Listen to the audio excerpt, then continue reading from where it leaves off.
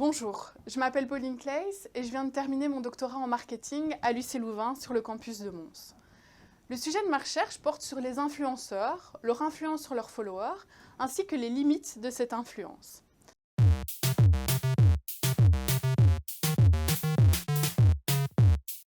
Les influenceurs sont des personnes qui ont généralement entre 20 et 35 ans et qui postent du contenu sur leurs réseaux sociaux, principalement sur YouTube avec un format vidéo et sur Instagram avec des posts ou des stories. Les personnes qui suivent le contenu de ces influenceurs sont appelées leurs followers. Alors il existe différentes catégories d'influenceurs, cela peut être lifestyle, food, voyage, gaming, etc. Mais pour cette thèse, nous avons choisi de nous concentrer sur les influenceurs lifestyle, c'est-à-dire ceux qui parlent de leur mode de vie de manière générale. Alors dans la plupart de leurs contenus, les influenceurs font ce qu'on appelle des partenariats avec les marques. En échange d'une rémunération, qui peut être financière ou pas, les influenceurs recommandent les produits ou la marque de manière générale dans leurs vidéos ou dans leurs posts. Pour cette thèse, nous avons d'abord interviewé 20 personnes pour mieux comprendre leur perception des influenceurs et leur consommation de contenu créé par ces influenceurs. Basé sur l'analyse des résultats obtenus lors de ces interviews, nous avons établi 3 grandes questions de recherche. La première question de recherche était de comprendre comment un influenceur développait ce pouvoir d'influence sur ses followers et arrivait à les convaincre d'acheter les produits qu'il recommandait. Nous avons démontré que lorsqu'un influenceur partageait beaucoup d'informations sur sa vie privée, telles que ce qu'il fait sur une journée, ce qu'il mange, où il habite, comment est décorée sa maison, qui sont ses amis, etc., et lorsqu'il interagissait avec ses followers en s'adressant directement à eux dans son contenu, ou en répondant à certains commentaires, il est alors perçu comme un ami par ses followers.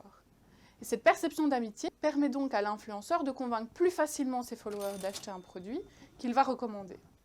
En effet, vu que les followers considèrent l'influenceur comme un ami, ils vont estimer que l'influenceur recommande un produit non pas uniquement pour l'argent qu'il pourrait gagner du partenariat avec la marque, mais également parce qu'il veut aider ses followers à trouver le bon produit, par exemple.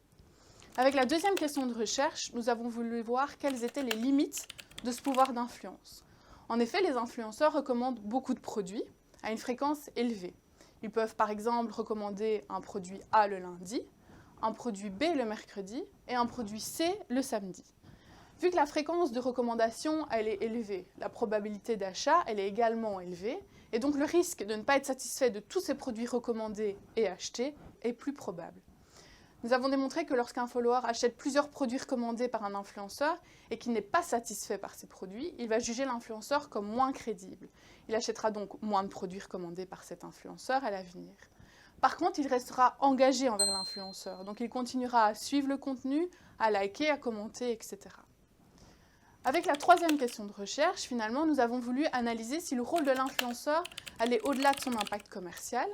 Nous avons démontré que dans un monde où la plupart des personnes utilisent des filtres et montrent uniquement les aspects positifs de leur vie sur les réseaux, lorsqu'un influenceur adopte la tendance inverse et se montre de manière authentique, tel qu'il est, ça permettait à ses followers de moins se comparer à un idéal inatteignable.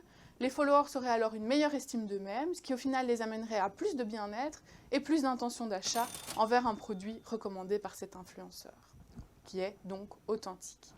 Grâce à cette thèse, nous avons donc une vision plus globale de l'impact des influenceurs sur leurs followers, ainsi que les limites de cet impact. Cependant, le phénomène de l'influence ne cesse de grandir, il reste donc encore plein d'éléments à analyser et à découvrir.